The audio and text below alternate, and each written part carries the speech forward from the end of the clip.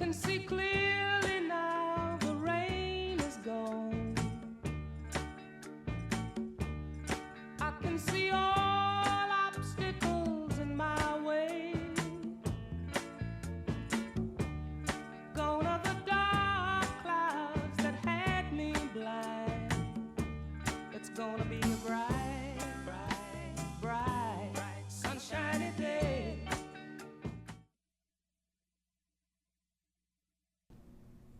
Hello and welcome to Tune In to Wellness Today.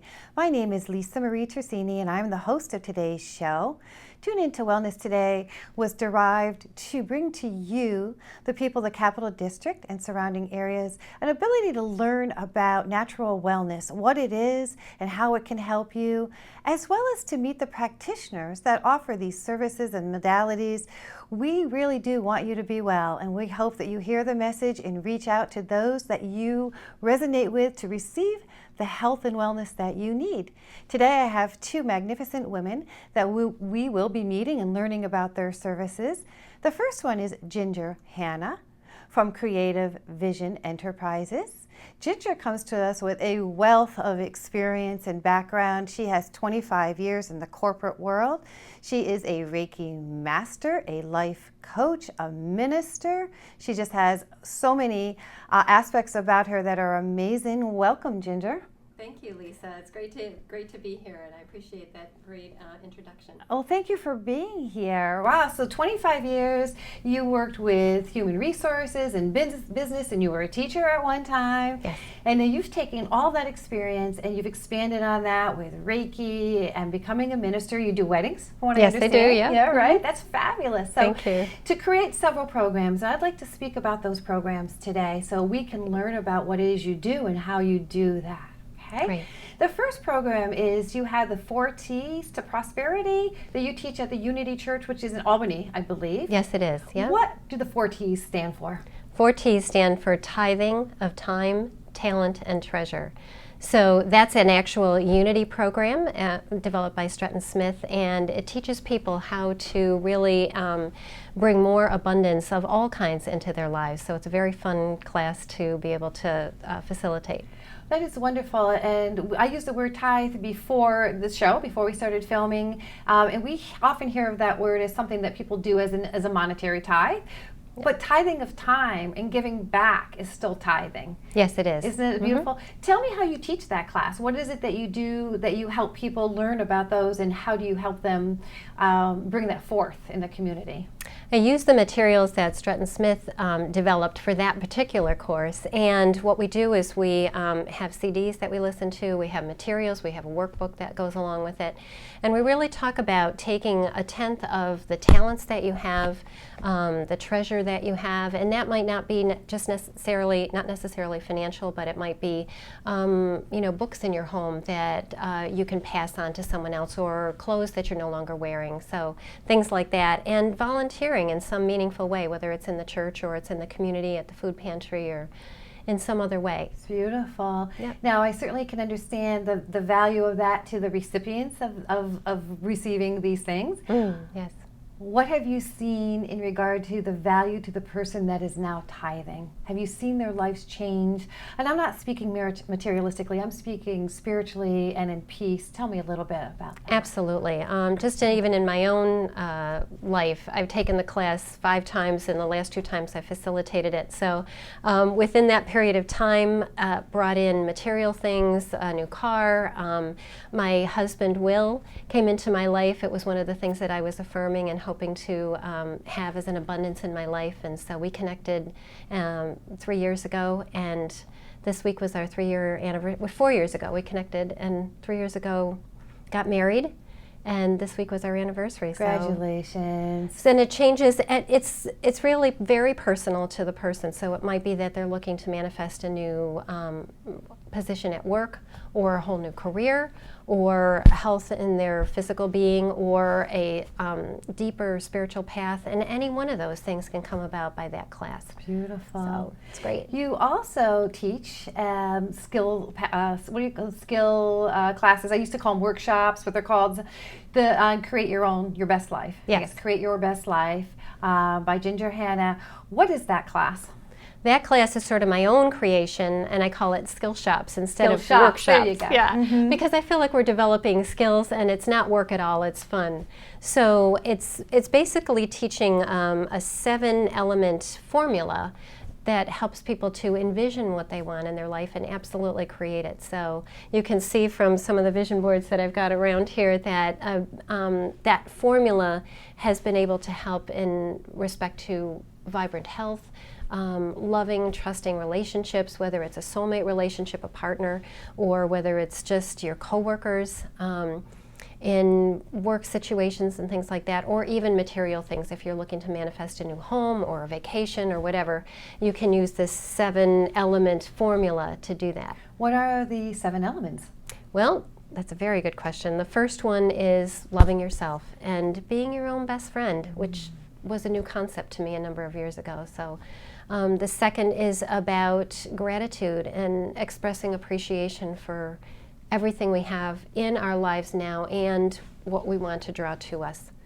The third one is really about affirming it in our speech. You know, I am successful in the position I am. I am now in the perfect relationship for me. And then going on to describe that. So using affirmations, speaking as if you already have what it is you want to create. And the fourth is about imagining that, using your power of visualization to create that. And that's one of the things, one of the tools is vision boarding. So for instance, this was one that I wanted to visualize better health for myself. And so I wasn't doing yoga at the time, or I wasn't even meditating at the time that I did this vision board. And I just wanted some peaceful experiences. And I ended up, after I created this vision board, drawing into my life a gentleman who was a massage therapist who was very much into yoga and meditation and taught me a lot of these concepts. Beautiful. So it's really impacted my life deeply. Would you then say, Ginger, in your opinion, that vision boarding is one of the most powerful tools that you use in your program? Yes.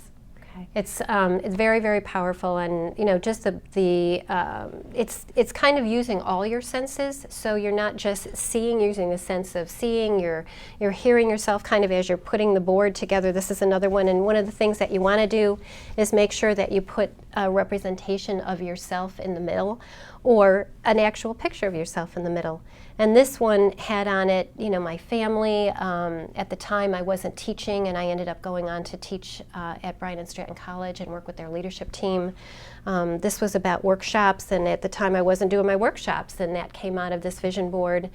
This is about my spiritual path and wanting to deepen that and have a closer connection with the God of our being, and did a lot of that through meditation and prayer and being grateful again.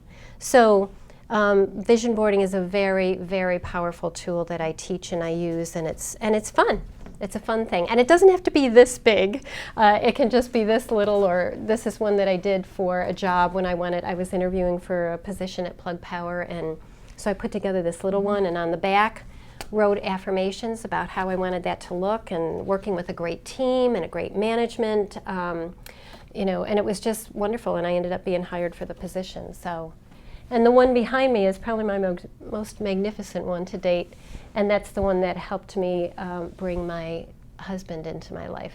So my daughter, Amanda, and I created that together, and it's more than fulfilled its purpose. And so I'm hearing your testimonials in your own life and how this has worked for you. Can you give me, or would you give me, 1 or 2 examples of some of the clients that you have worked with and what they were able to bring into their life? Yes. Through your program, your skill services program. One of the people that I can think of in particular had a lot of, had an abusive childhood and had a lot of anger, a lot of resentment, a lot of unforgiveness around that. And so we worked together to release that, which is one of the other pieces of the formula. It's releasing those kinds of feelings and letting go of what no longer serves us, and really looking at those situations in our lives and the people in our lives with different eyes, and understanding and compassion, and especially for ourselves, and having gone through that. And I look at all of the challenges in my life as treasures that helped me be who I am. So we helped him release those kinds of feelings and shift his perspective, and now he has an amazing wellness center of his own, and I'm very happy to have been a part of that healing journey for him. That is beautiful. So- You have a skill shop starting June 30th. I do. Where is yeah. that located? It's going to be at Unity Church in Albany, which is on 21 King Avenue. It's very close to Everett Road.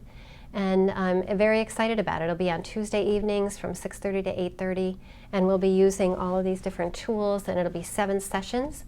And it's a group setting, so it's fun and it's enlivening, and it's very, very powerful to do it in a group. It sounds very powerful. When you're working with someone to release whatever it might be that they need to be, in this particular example you gave, anger Yes. was one aspect that he needed to release. How do you go about doing that beyond vision boarding? Is there more work that you do? And Yes. if so, please explain what it is that you do.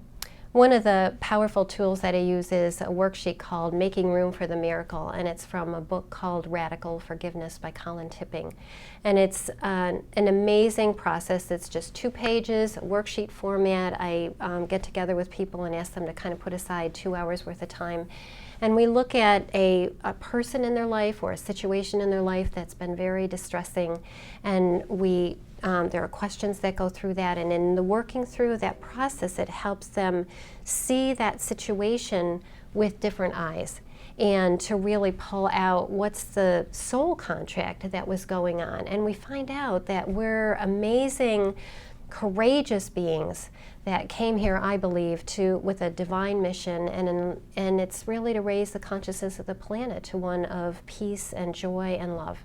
And in my opinion, I agree, by the way, to raise the consciousness within ourselves. Yes, absolutely. As well, first and foremost, right? Yep. So, well, thank you so much for all the work that you are doing. Thank It you. is amazing. So June 30th, Yep. Skill Shop, Unity Church in Albany. Yes. And that is a 4-week session? That's going to be 7 weeks. It'll have all 7 all weeks 7 of it. total. Yeah, Okay. 7, yeah. All right. Fabulous. Thank you for all the work that you are doing.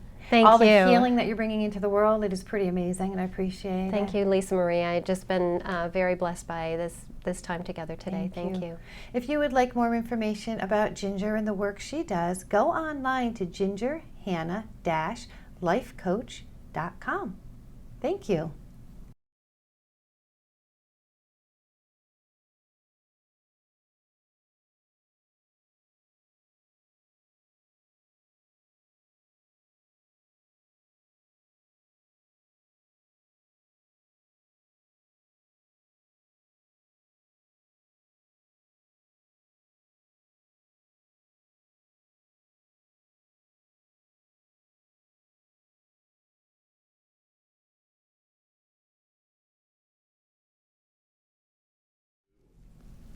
Well, I do hope you enjoyed Ginger and all that she had to say.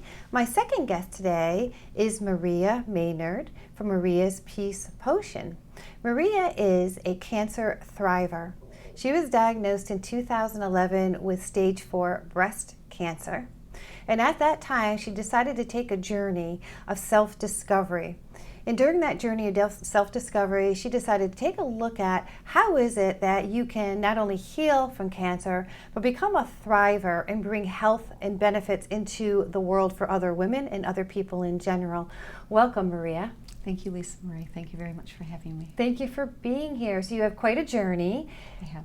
It took stage 4 breast cancer for you to wake up maybe and see the light and say, let's take a look at what I want to do now in my life. And how I want to move forward. So tell me a little bit about that experience and what made you decide, like what was the point that you said, once I heal from this, I'm going to develop a program that other women can heal from and be healthy and thrive, not just survive. And I love that, by the way, that you're helping people to be alive and thrive, correct? I am. What was the trigger point? Well, it wasn't necessarily one trigger point. It kind of was a process. Because before I got cancer, I had been teaching for almost 19 years. I was doing what I wanted to do. I was woken up. I was pretty much where I wanted to be. Okay. I was comfortable. I was successful. I loved going to work every day. I loved my students and my coworkers. I was incredibly healthy. Even now I say I'm really healthy except for the cancer. I was never very rarely out of school. And we were pretty shocked when that happened. So, of course, when something like that happens, you can do one of two things. You can crawl under the covers and force yourself to go to your treatments, or you can go into your treatments with, I've got this. I've just got this. And I can't let this stop me from living because I have children. I was hoping at that time, 6 months of chemo right back in the classroom. Didn't end up being that way. So then, when I knew I couldn't go back to teaching, someone had given me a fantastic book by Chris Carr, Crazy Sexy Cancer. And she herself is in a very similar situation, and we both, in fact, got diagnosed on the same exact day, Valentine's Day. Love, love, heart, heart. You got cancer. And in reading that book, and she has several, I decided that I wanted to not only survive this, but I wanted to be able to keep living on the other end of this being the treatment, which ended up being 6 months of chemo.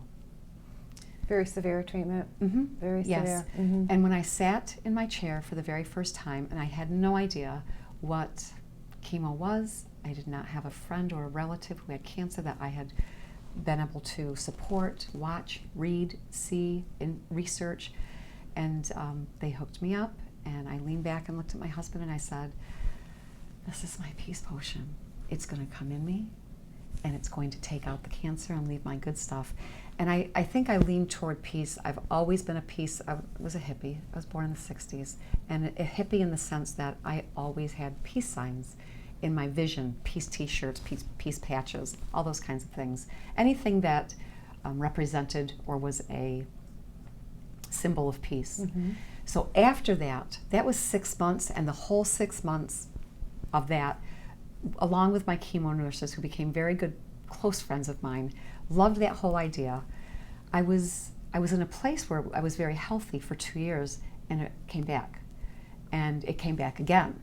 And after the third time, I realized that I needed to do something to keep myself.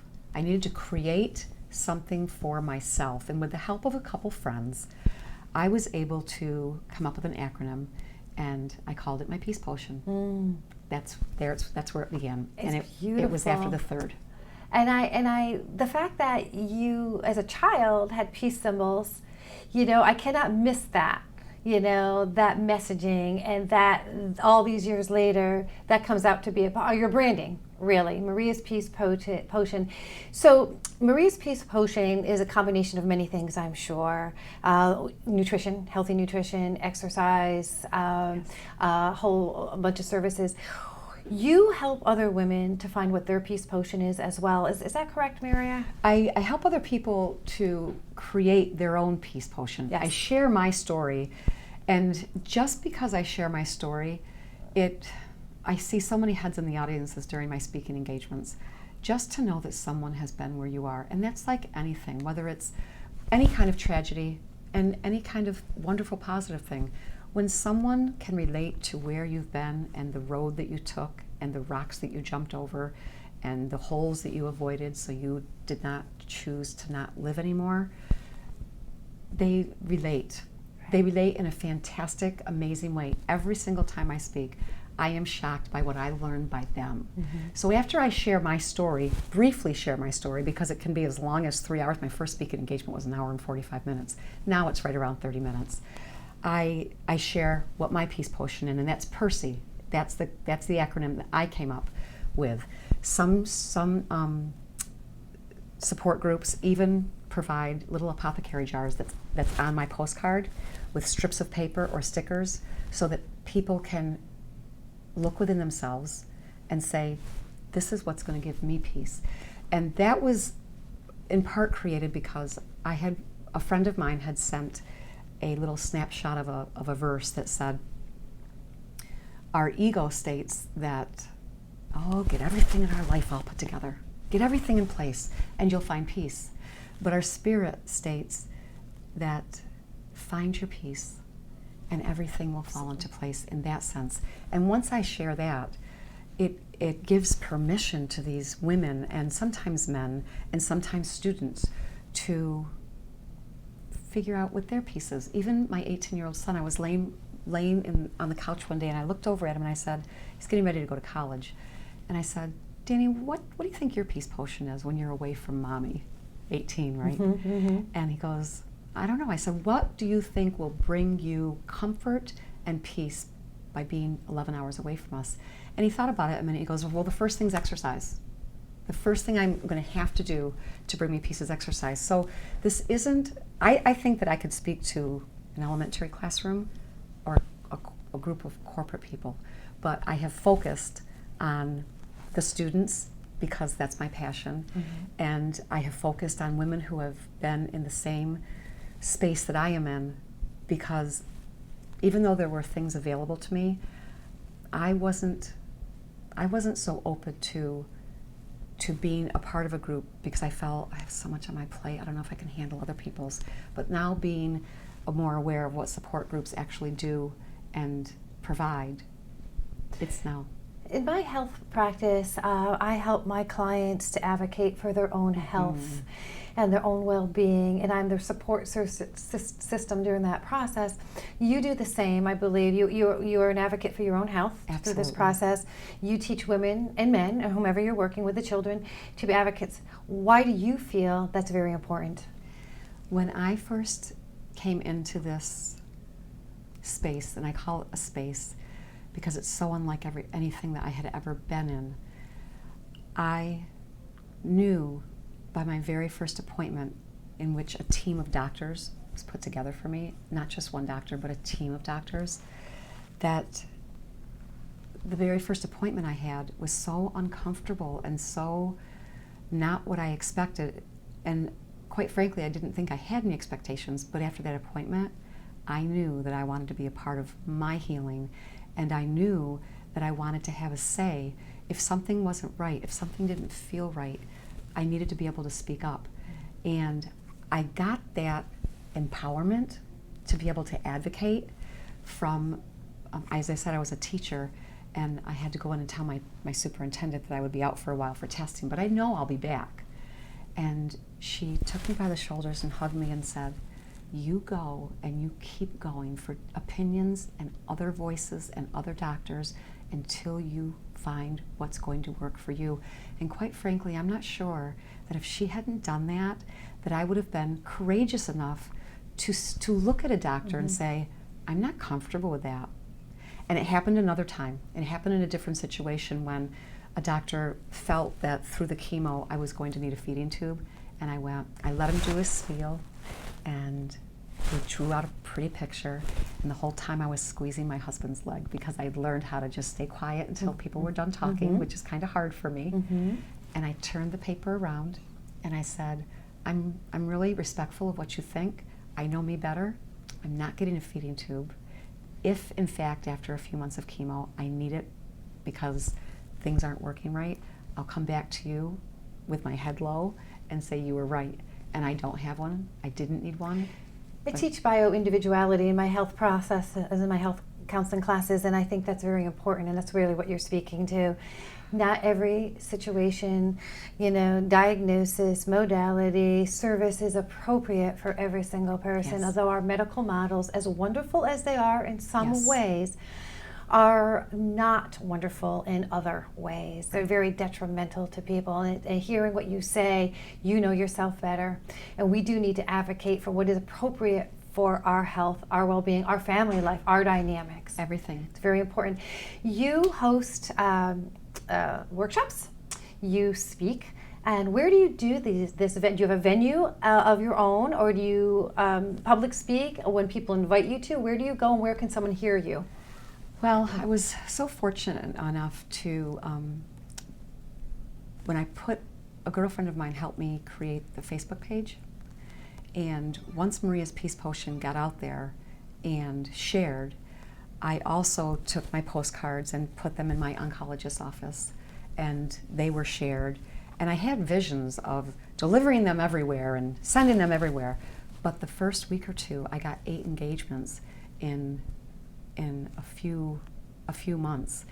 And so support groups, my hope was to have my own support group, but I was so busy speaking to I've been the support groups that I've been to have been from women with cancer, women with issues, women who were all 1980 mastectomy patients.